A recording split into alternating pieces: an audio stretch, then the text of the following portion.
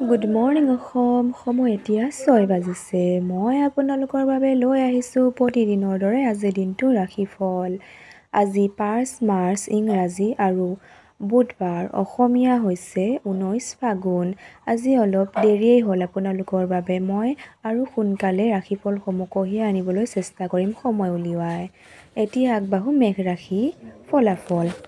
আপোনাৰ উদাৰ স্বভাৱ আজি আপোনাৰ বাবে ভাল কেইটা সুখৰ মুহূৰ্ত অথবা পল লৈ আহিব।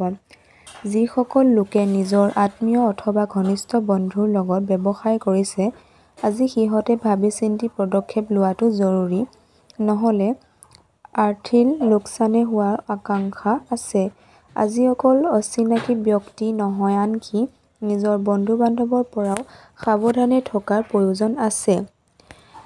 আজি আপুনি জীৱনত সঁচা প্ৰেমৰ অভাৱ অনুভৱ কৰিব। অধিক চিন্তা নকৰিব।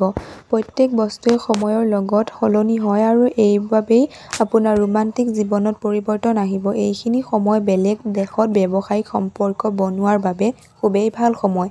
যদি আপুনি আজি ভ্ৰমণ কৰি আছে, তেন্তে সকলো গুৰুত্বপূৰ্ণ দস্তাবেজ লগত ৰাখিবলৈ পাহৰি থাকিব।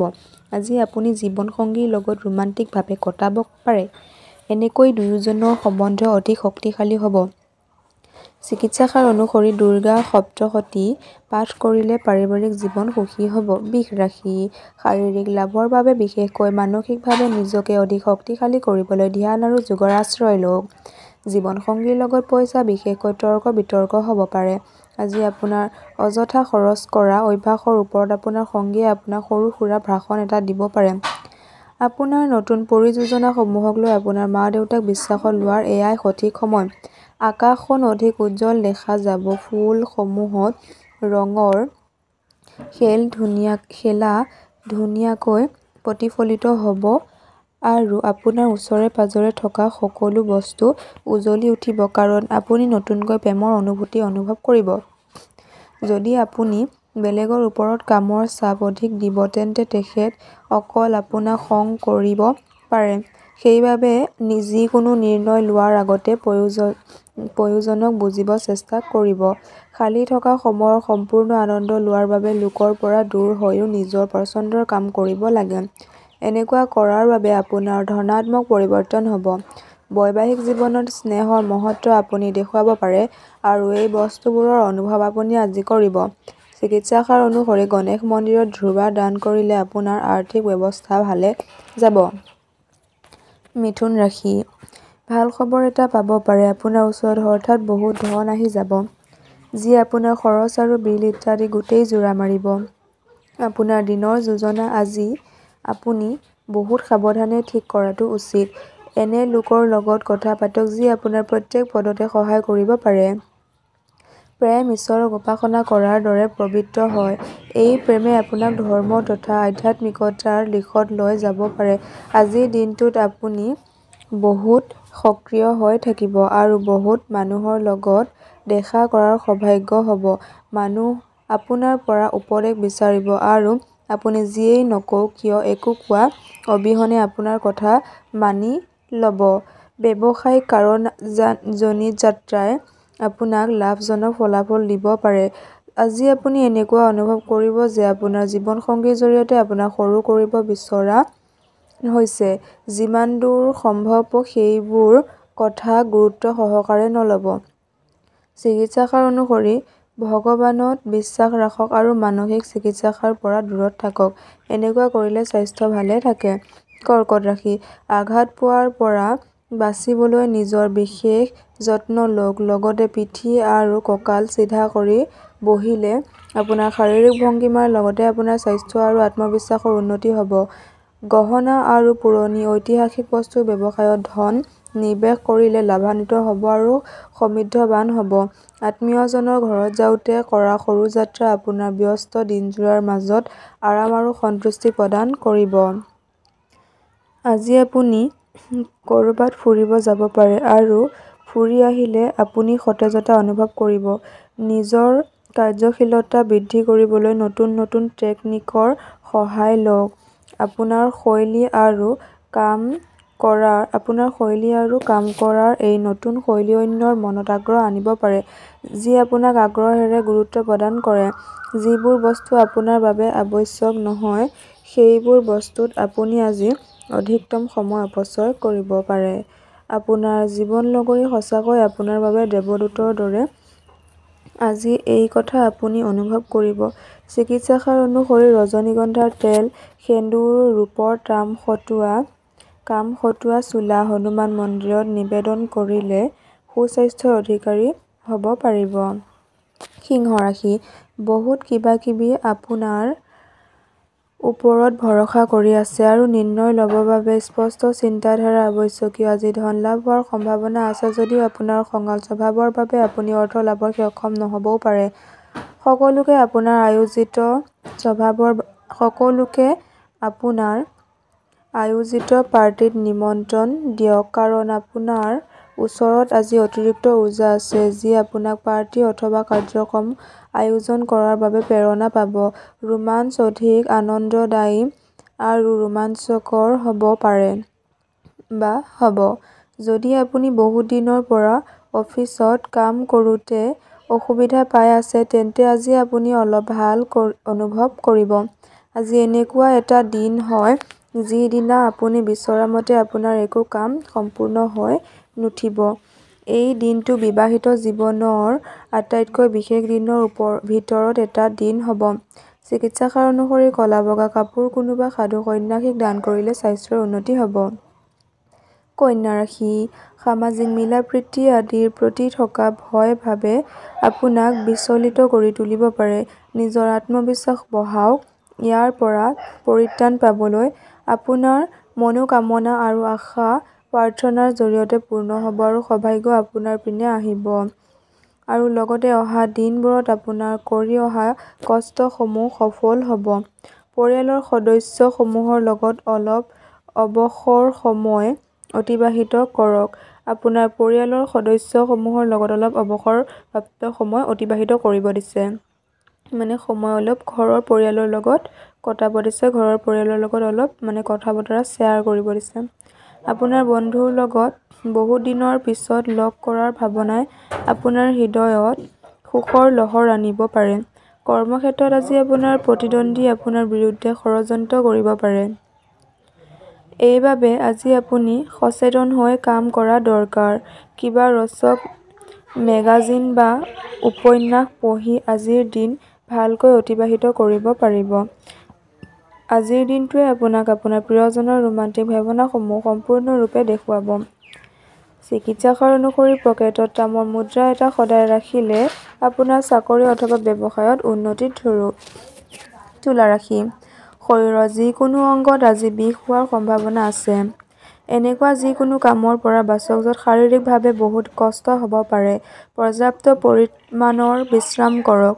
আপোনাৰ পিতৃৰ পৰামৰ্শ মতে চলিলে কৰ্মক্ষেত্ৰত আজি আপোনাৰ ধন লাভৰ যোগ আছে। হতাশাৰ এক দীঘল সময় চলি থাকিব অৱশ্যে পাৰিবাৰিক সহযোগে আপোনাক সহায় কৰিব। আজি আপুনি আপোনাৰ বন্ধুৰ সুগন্ধ তাৰ অনুপস্থিতিত অনুভৱ কৰিব। প্ৰফেশ্যনেল দিশত কৰা ভাল কামৰ বাবে আপোনাক অফিচত বহুত প্ৰশংসা কৰিব। কৰ্মকাণ্ড পূজা আদি আজি ঘৰত অনুষ্ঠিত হ'ব। বৈবাহিক জীৱনৰ উজ্জ্বল দিনবোৰ মনত কৰাৰ তথা অনুভৱ কৰাৰ বাবে আজি ভাল দিন।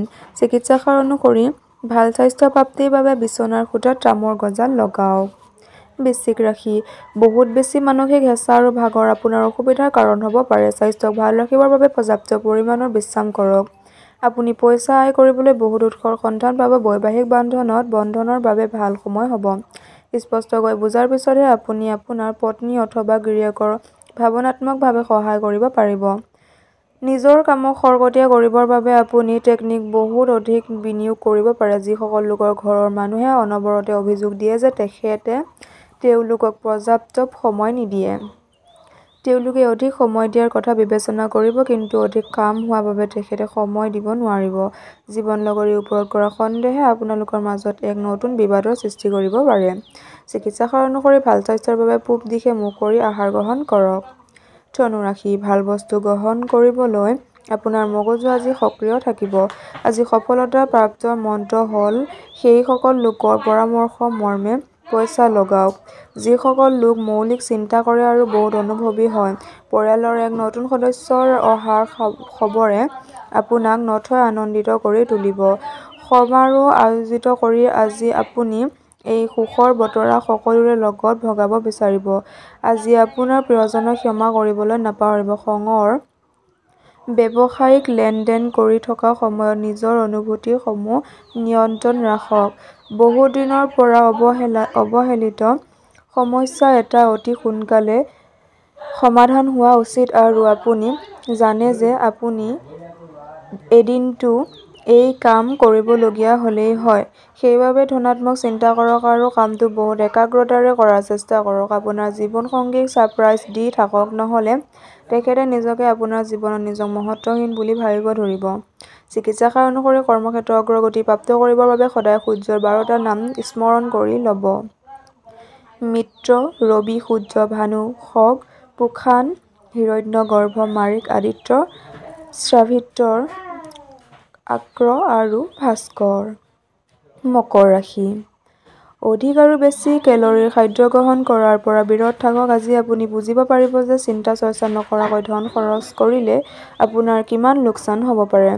সন্তানৰ স্বাস্থ্য আপোনাৰ অশান্তিৰ কাৰণ হ'ব পাৰে। আপোনাৰ বাবে প্ৰিয়জনৰ পৰা দূৰত থকাটো বহুত অসহনীয় হয়। যি কাম কৰিছে তাৰ চলি থাকোঁতে আপুনি আজি খ্যাতি লাভ কৰিব। আজি আপোনাৰ ঘনিষ্ঠ লোক সকল আপোনাৰ লগত সময় অতিবাহিত কৰিব বিচাৰিব, কিন্তু নিজৰ মনটো শান্ত কৰি ৰাখিবৰ বাবে আপুনি অকলে সময় অতিবাহিত কৰিব বিচাৰিব। জীৱন সংগীৰ লগত মৰম আৰু ভালপোৱা কৰিব বাবে বহুত সময় পাব আপুনি, কিন্তু আপোনাৰ স্বাস্থ্য বেয়া হৈ থাকিব পাৰে। চিকিৎসাশাস্ত্ৰ অনুসৰি সেউজীয়া ৰঙৰ কাপোৰ পৰিধান কৰক। কুম্ভ ৰাশি। আপোনাৰ উৰ্জাৰ স্তৰ আকৌ বঢ়াবৰ বাবে বহুত বিশ্ৰাম কৰক, কাৰণ ভাগৰুৱা শৰীৰে মগজুকো ভাগৰাই দিয়ে।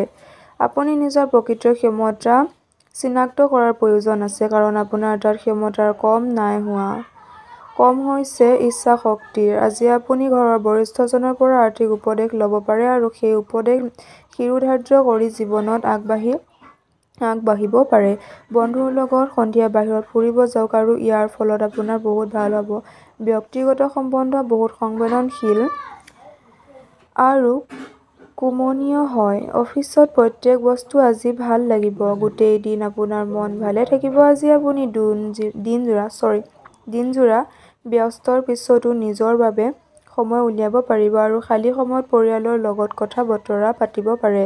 আপোনাৰ জীৱনসংগীৰ আবদাৰবোৰে আপোনাক অশান্তি প্ৰদান কৰিব পাৰে। চিকিৎসাশাস্ত্ৰ অনুসৰি প্ৰেম সম্পৰ্ক অধিক শক্তিশালী কৰিবলৈ আৰু সুখ শান্তি আনিবলৈ প্ৰেমাস্পদক এটা ৰূপৰ আঙুঠি উপহাৰ হিচাপে আগবঢ়াওক।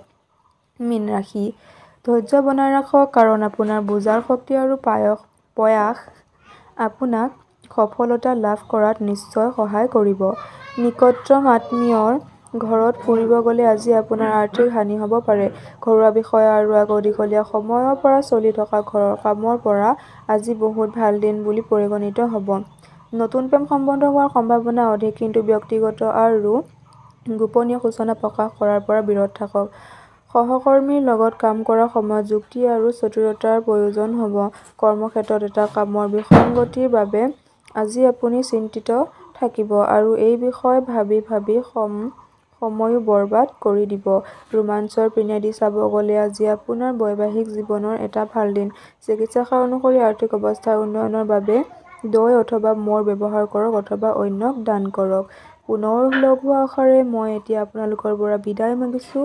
ওম নমঃ শিৱায়, ওম নমঃ শিৱায়, ওম নমঃ শিৱায়। আপোনালোকেও নিশ্চয় কমেণ্ট বক্সত লিখিব ওম নমঃ শিৱায় এণ্ড হৰ হৰ মহাদেৱ। আজিলৈ আহিছোঁ, বাই। পুনৰ এটি ৰাশিফল ভিডিঅ'ত মই আপোনালোকক পুনৰ এনেদৰেই লগ পাম।